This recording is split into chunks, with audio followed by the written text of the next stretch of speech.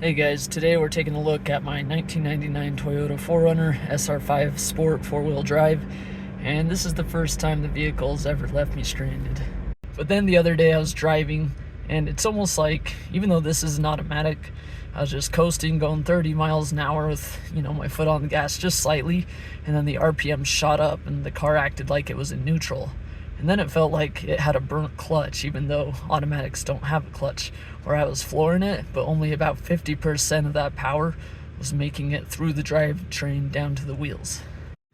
So then I really revved it up and it threw a check engine light.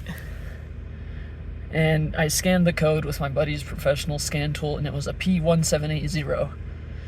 And when searching through the forums, I found two issues. One, sometimes the circuitry behind the gauge cluster can have short or open circuits from cracked solder, and so I think that's what the issue is here in my case, as well as the neutral safety switch, which is kind of like a piece of circuitry that tells the transmission when it's in neutral, park, or reverse, from my understanding. So you'll be driving, and then, like I said, it's almost like the drivetrain just disconnects because you're stepping on the gas, the RPMs shoot up, but you're not moving forward at all unless you had any previous momentum. So I was able to coast, or I guess, drive about 10 miles an hour just by letting my foot off the brake and using the torque converter to crawl forward, but unfortunately I was on the highway. Another thing to note is it's been getting cold here. The winter's starting, so days used to be 80 to 90 in Utah. Now we're dropping down to the 32 degrees, and so as we know, things, expand and contract with heat and cold. And so what I think is, with this cold weather, that's causing the circuitry on the back of the gauge cluster to contract, and I think something finally just cracked. So right now I'm just in park. That's accurate, but I'm gonna put it in reverse, so reverse will light up properly. I'll put it in neutral, drive. So this morning, it seems to be working properly, but if I go take this around the block, it might throw that error. Another thing to note is here on the right side, we have this dial, and this is to increase or decrease the brightness of the gauge cluster. And as a temporary fix, I think I usually have this very, very low, meaning there's less voltage and less current flowing through that soldering. So on these colder days, since I have less current, there's less heat, and I think that's where the disconnect is coming from. So as a workaround, the other night I had my heater blasting. I had this turned up all the way to full brightness, even though I don't like it on my eyes at nighttime. And I think with that, all the bulbs are glowing a little brighter, there's more voltage, there's more current flowing through all the circuitry behind there, which potentially isn't hot enough ever to melt the solder unless you have an issue. But I think it can help, make things expand, because when they're cold, they contract to the point where I was able to get it to drive a little bit. But like I said, it just kept popping out of drive into neutral. And then I can't replicate the issue right now, but basically I was in drive. When I turn on my headlights, sometimes the reverse light would light up instead of the drive light. But right now I'm in the drive gear. But then another thing I noticed is with the headlights off, so this is on, this is off, I would notice that even though the headlights were off, the high beam indicator would slightly glow. So it's almost like there's a short circuit where it's just causing a little bit of electricity to flow through that blue light you see here when your brights are on. We need to remove this instrument cluster, so we need to remove this black surround bezel. There's going to be two Phillips screws here in the top. There's one right here, one right here. They're difficult to get to, so just get a smaller screwdriver and remove those. And right here there's a 10mm bolt. Let's go ahead and take that out, as well as there's a 10mm bolt here in this hole. We've got those two 10mm bolts removed. Now we just kind of need to pry this back so you can get your fingers in there. So it's not really a downward motion, it's more of a outward motion. And this side is unclipped as well. There could be screws behind here, so I need to remove this little panel. Then you'll also want to unplug the wires going to your potentiometer, as well as your rear diff locker. Okay, and here there's actually one more Phillips screw, this top one, that we need to remove. And here we need to unplug this potentiometer, as well as this diff locker switch. So usually you just squeeze it and pull out the plug. Let's go ahead and remove these 3 Phillips screws holding in the instrument cluster. Okay, now we've got those 4 screws removed. Let's go ahead and just grab a hold of the cluster and pull it this way, outwards. One thing that can help you is if you pull this in, this can go up and down. With that wiggled out most of the way, you can get behind it. There's about 3 plugs that you're gonna have to remove. Don't want to stretch the wires, but you do need to get back there. So you can kind of get it at an angle. Then you can come back here and start with this plug on the upper left and unplug it.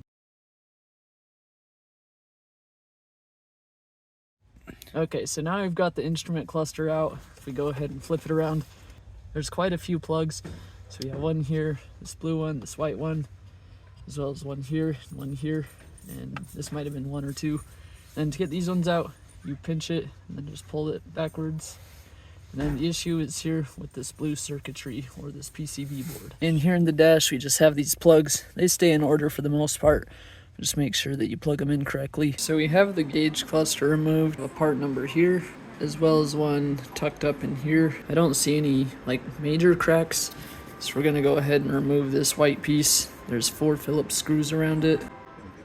And then have a look underneath. Now there's also some part numbers up here. I've removed this cover, so now we're gonna unplug these 2 harnesses and remove this circuit board. Okay, so I've got those 2 unplugged. You just grab them by the connector and pull up gently. Then let's go ahead and remove the Phillips screws.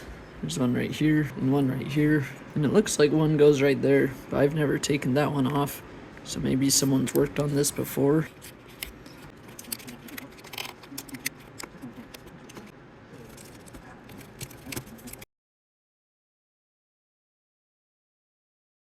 Okay, so this new part finally came in. You can order it to your local Toyota dealership. In my case, this was my part numbers and stuff. When ordering from the website, use a good Toyota website and verify it by your VIN. Because when searching for mine, there was, I think, 9 to 17 products that would fit. And then once I entered my VIN, there was 2 with verified fitment. And then I could not figure out the difference.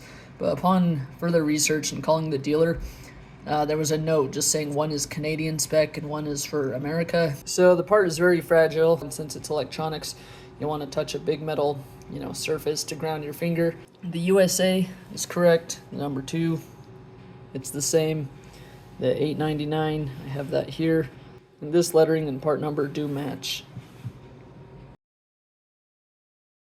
So let's go ahead and remove all these screws as well as this piece here. So I believe we got most of the screws removed. There was another 4 under here once we removed the piece here. And all these bulbs seem to look the same and have like the same number on it. I noticed this one is gray, so I don't know if it was replaced at one time, but I'm just going to put that one back in the same spot. To remove these, you just twist it 45 degrees and lift straight out.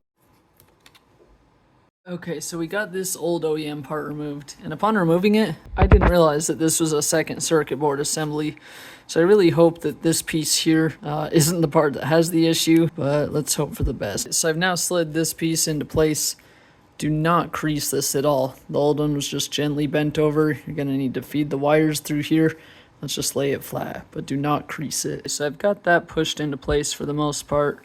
What I did that is just line it up, line up the holes, and just gently push down with your fingers. Do not crease this corner. Now let's go ahead and reinstall the screws. Alright, we got all those screws in. It's time to reinsert the light bulbs. One thing I noticed with the light bulbs upon removing them, 3 of them, they look like a slightly different bulb size. And those 3 different bulbs, I couldn't get them to fit in some slots, so they actually just went here, here, and here. But here I do notice I'm missing a light. I don't know what feature this is. For example, you have these that look blank, but they're not actually blank, so there's no electricity flowing to them. But for this one, I am curious what it is. So I'm going to shine my light in there and look at it from the front. Okay, so I've got this piece installed right here. And I did double check this, and even when shining my light through there, there's no dash indicator, so I'm not sure. It must be for a different vehicle or something like that. Next, I went ahead and folded these in. Once again, do not crease them. They do kind of get creased once you actually plug in the harnesses, but no need to crease them now, because in theory, you could break the electrical contacts if you made a hard right angle and, creased it. Now let's go ahead and reinsert the circuit board and plug in the 3 connectors. And these can only go in one way, so you can't mess it up. Blue goes to blue, white goes to white, and just make sure to squish it down in there. You plug it in, but it still has a lot of ways to go down. And don't forget to plug in this connector right here. It'll only fit one way, so don't worry. Alright, and this piece was already creased, but what you do is you lift up on this. I should probably screw it down first. You pinch that in there and then push down. Alright, next you need to reinstall this screw, this screw, and then these 2 ribbon cables. Then we can put the cover on and add the rest of the screws. We've got these 2 ribbon cables plugged in. Make sure to get them down so they touch the bottom of the socket and then lock it. They're very difficult to work with. The best way is to apply even pressure. So don't just like push it from here or here or here. Try to use 2 or 3 fingers and just push it down gently. Another thing too is you can use a screwdriver to kind of push down on it gently. And same with when you go to unplug it, you could slide the screwdriver underneath and gently pull up. That way you're not putting tension on one side or the other. And on the old one, I never did find the issue, but if you take a close look, all the solder joints just have rust on them. And if you flex this gently, they do slightly lift up. So maybe I could have just, heated these up and added a little solder to each dot. Okay, so I got that all installed and plugged in all of the wiring harnesses into the back of the gauge cluster. Make sure it's a snap. And let's go ahead and go for a drive as well as reassemble this mess.